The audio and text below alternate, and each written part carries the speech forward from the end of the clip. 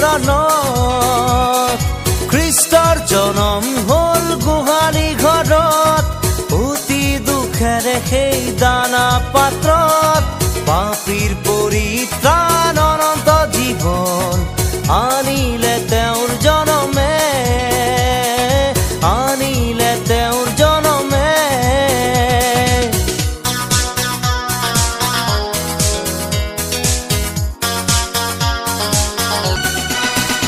দুগনে গানে জনমৰ গান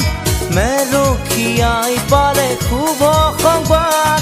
মুক্তিদাতাৰ জনমে দিলে মানৱ জাতিৰ